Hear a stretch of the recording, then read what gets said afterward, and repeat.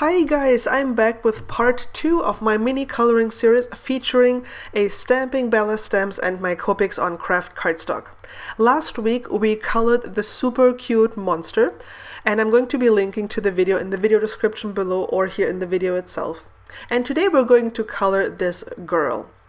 Now, as I mentioned in last week's video, make some color swatches for yourself so you know how your colors, Copic colors will look like once they dry on the Copic cardstock. If you have no idea what I'm talking about, please go back and watch the first video because I explain my color swatches here, and you can see how the color looks when it's dry. It looks very different when it's wet. I hope you can see the difference here. I'm using the E000 and it looks completely different wet than when it's dry.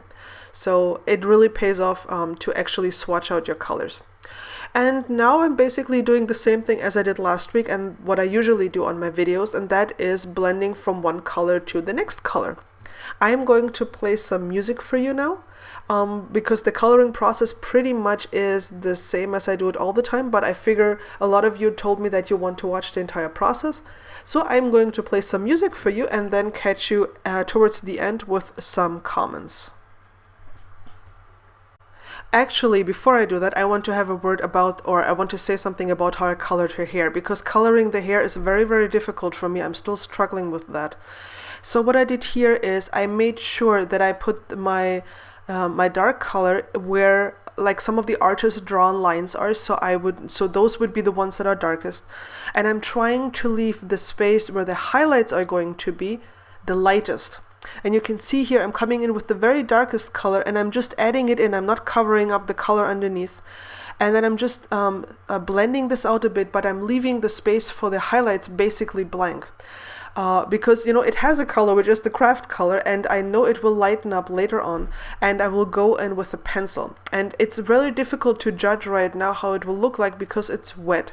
So I need to wait until this is dry, and I encourage you to do the same because otherwise you might mess it up accidentally.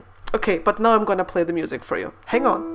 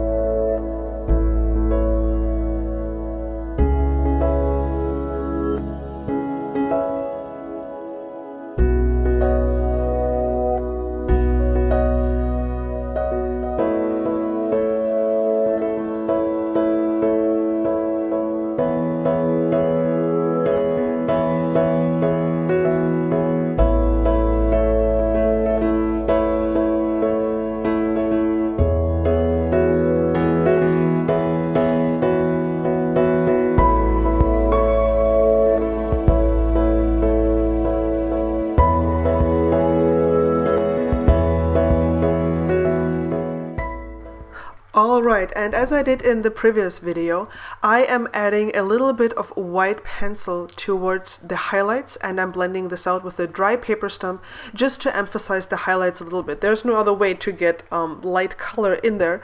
And the white pencil works really great. So you can see you can not only use your polychromos or Prismacolors when you're coloring with that medium, but it can come quite handy in other projects as well. And there's no right or wrong, especially with her dress. Do whatever feels good. And don't worry about the book, because I didn't show you how it's colored. That will be part of the next coloring session, the last one that we will have. Here is a close-up of her stockings and of her dress. And I hope this inspired you, and I hope you'll come back for the last session of the mini coloring class. Thank you so much for watching. If you have any questions or comments, I'd love to hear from you, and I hope you'll subscribe and you'll catch the next video as well. Cheers!